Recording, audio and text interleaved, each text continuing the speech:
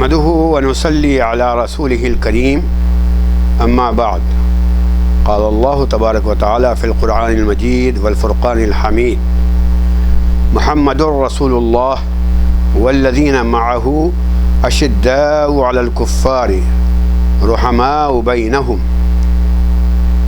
میرے محترم حاضرین، سامعین، الناظرین، میں نے سورہ فتح کی آخری آیت کا چند جملے پڑھے ہیں۔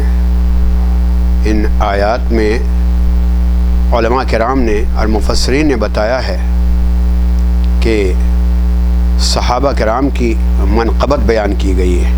محمد الرسول اللہ والذین معہ سے اشارہ دیا گیا حضرت ابو بکر رضی اللہ تعالیٰ عنہ کے متعلق، اشداء علی الکفار سے اشارہ دیا گیا حضرت عمر رضی اللہ تعالیٰ عنہ کے متعلق، اور رحماء بینہم سے اشارہ دیا گیا حضرت عثمان ابن عفان رضی اللہ تعالیٰ عنہ کے متعلق۔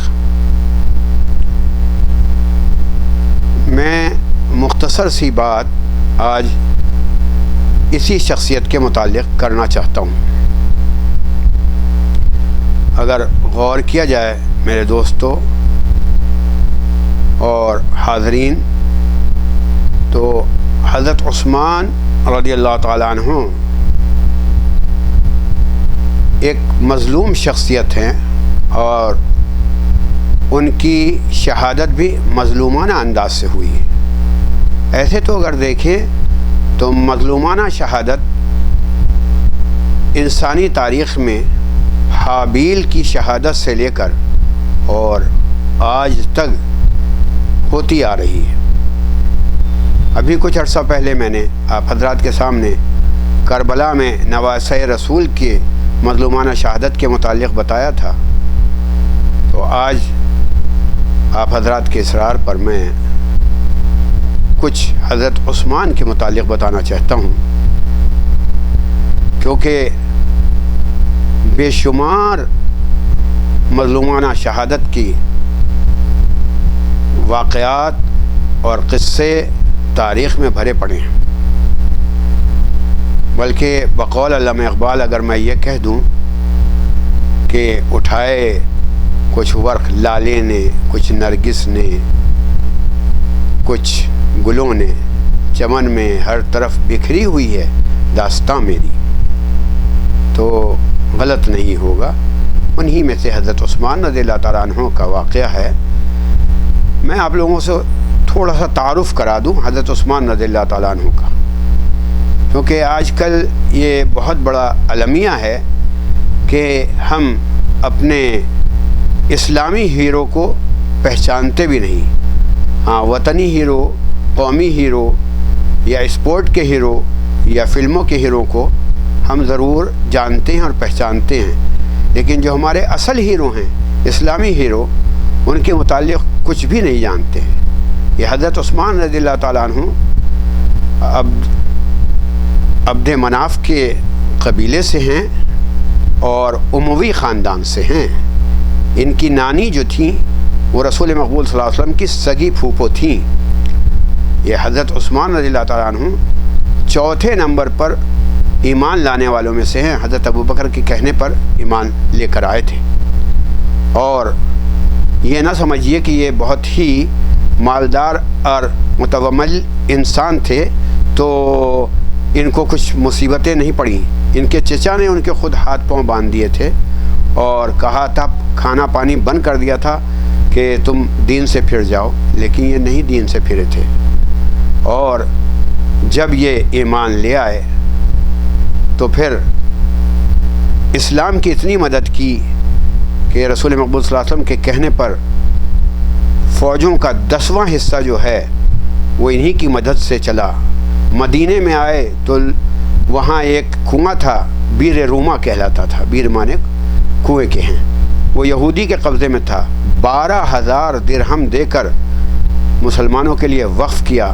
12,000 اس زمانے کے، آج کل کے 12 کروڑ کے قریب ہیں سمجھیے، اور مسلمانوں کے لیے وقف کر دیا تاکہ تمام مسلمان اس سے پانی پئیں۔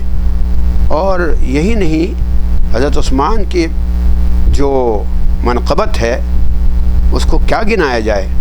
ان کو ذوالنورین کہا جاتا ہے. کیوں؟ اس لیے کہ رسول مقبول صلی اللہ علیہ وسلم نے اپنی ایک صاحبزادی نہیں بلکہ 2 صاحبزادیوں کی شادی کی ایک کے انتقال کے بعد. ان کو ذی الحجرتین بھی کہا جاتا ہے کیونکہ یہ حبشہ بھی تشریف لے گئے اور پھر مدینہ بھی آئے.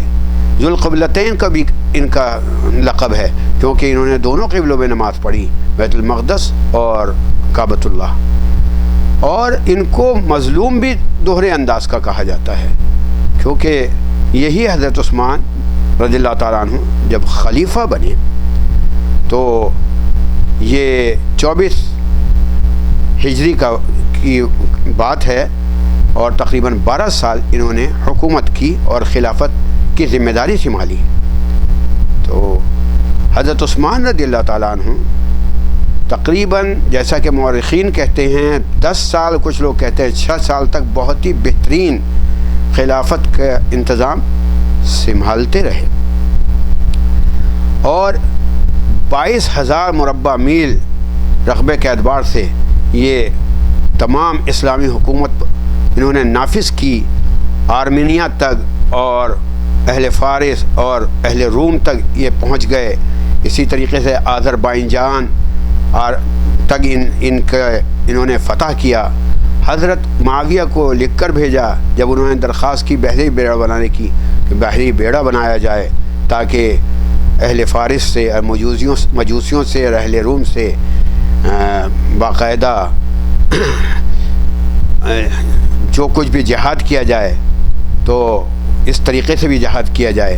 اور یہی نہیں بلکہ جو عدلیہ، مقننہ اور سول معاملات تھے اس کے شعبے قائم کیے. بہرحال ان کا ایک جو منقبت ہیں اور انہوں نے جو تنظیم کے کام کیے ہیں وہ تاریخ میں سنہرے حرفوں سے لکھنے کے قابل ہیں.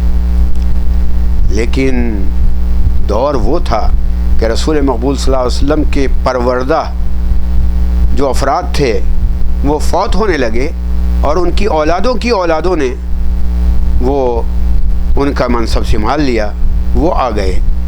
ظاہر سی بات ہے کہ جو رسول مقبول صلی اللہ علیہ وسلم کی تربیت تھی وہ اب اس انداز کی ان اولادوں میں باقی نہیں رہی بلکہ اس تربیت میں کمزوری آ گئی.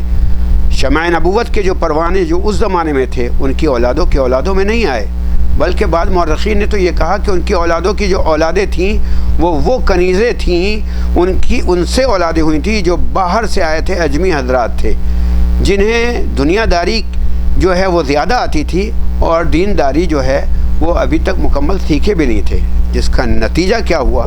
نتیجہ یہ ہوا کہ جو منافقین تھے، جو یہودی تھے، جو سبائی تھے اور جو مجوسی تھے، انہوں نے ایک سازش کا جال بن دیا چاروں طرف سے. کبھی وہ شام جاتے اور وہ دمشق کے گورنروں کو برا بھلا کہتے، دمشق جاتے تو شام کے گورنروں کو برا بھلا کہتے. یہ ایک منظم سازش تھی اور ایک وقت وہ آیا کہ اس سازش کا جال اس حد تک پہنچا کہ ایک جتھا بنا کر مدینہ مکرمہ میں یہ مفسدین کا ایک جتھا پہنچ گیا اور حضرت عثمان رضی اللہ تعالیٰ عنہ کا محاصرہ کر لیا. اور 1-2 دن محاصرہ نہیں کیا، 40 دن تک حضرت عثمان رضی اللہ تعالیٰ عنہ کا محاصرہ کیا، کھانا پینا بند کر دیا. یعنی 40 دن تک وہ عثمان کہ جس کے جو بیر روما کو خریدتا تھا اور لوگوں کو پانی پلواتا تھا وہ خود پیاسا رہا، وہ عثمان کہ جو لوگوں کو کھانا کھلواتا تھا آج خود بھوکا تھا. یہ بات نہیں کہ لوگوں نے مدد نہیں کی. حضرت علی پانی کا مشکیزہ لے کر گئے اور لوگوں نے تیر مار مار کر وہ مشکیزہ پھوڑ دیا. حضرت صفیہ، حضرت ام حبیبہ ہماری مائیں کھانا لے کر پہنچی، ان کو بے احترامی اور بے ادبی سے واپس کر دیا. یہ بات بھی نہیں کہ دفاع نہیں ہو رہا تھا. لاجیکلی بات یہ تھی کہ ایک خلیفہ وقت، ایک بادشاہ کہہ لیجیے خلیفہ وقت، اور اس کا دفاع نہ ہو. سیکورٹی اس کی جا سکتی تھی، سیکورٹی اس کی جا سکتی تھی اور کی لوگوں نے. حضرت علی نے حضرت امام حسن، امام حسین رضی اللہ تعالیٰ عنہ کو پہرے پر بھیجا. حضرت عبداللہ بن زبیر پہرے پر تھے اور اسی طریقے سے حضرت عبداللہ ابن سلام، حضرت ابو ہریرہ، حضرت مغیرہ ابن شعبہ اور بقیہ لوگ بھی تلوار لٹکا کر آئے کہ آپ ہمیں اجازت دے دیجیے، لیکن حضرت عثمان رضی اللہ تعالیٰ عنہ نے اجازت نہیں دی اور فرمایا کہ نہیں، تم لوگ تلوار اپنے نیام میں رکھو، اس لیے کہ میں نہیں چاہتا ہوں کہ میری وجہ سے کوئی ایک بھی قتل ہو، میں نہیں چاہتا ہوں کہ میری وجہ سے ایک بھی قتل ہو۔ اور یہی سب سے اہم اور بنیادی بات تھی۔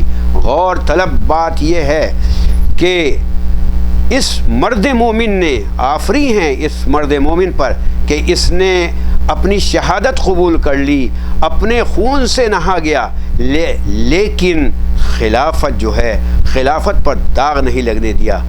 کیوں؟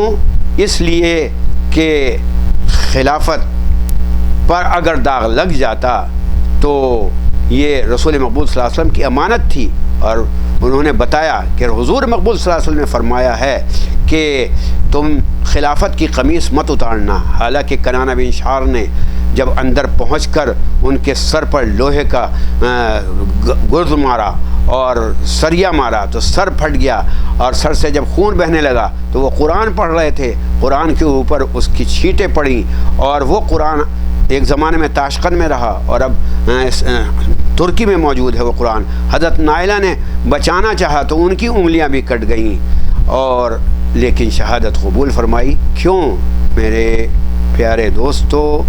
یہ لمحہ فکریہ ہے، صرف اور صرف اس لیے جو بات میں بتانے جا رہا ہوں اس پر وہ بہت ہی توجہ طلب ہے۔ وہ جانتے تھے کہ اسلام کا ایک جز سیاست بھی ہے، ریاست مدینہ کی تنظیم بھی ہے، تو سیاست کو عبادت سمجھ کر کام کرتے تھے۔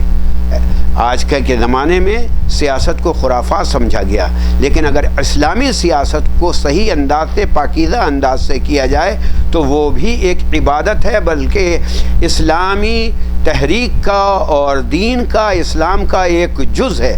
میرا یہی پیغام ہے۔ میرا کیا، حضرت عثمان رضی اللہ تعالیٰ عنہ ہم سب کو یہی پیغام دے گئے اپنی شہادت سے کہ اسلامی سیاست بھی دین کا ایک پہلو ہے، اور اسلامی ریاست مدینہ ہو یا کوئی بھی ریاست ہو، اس کی تنظیم پاکیزہ انداز سے، جیسے اللہ تبارک و تعالیٰ نے ہدایت کی ہے اس انداز سے کی جائے تو یہ بھی ایک بہت بڑی عبادت ہے، اور اسی بات کو مفسدین نہیں سمجھ پائے تھے۔ وآخر دعوانا ان الحمد للہ رب العالمین۔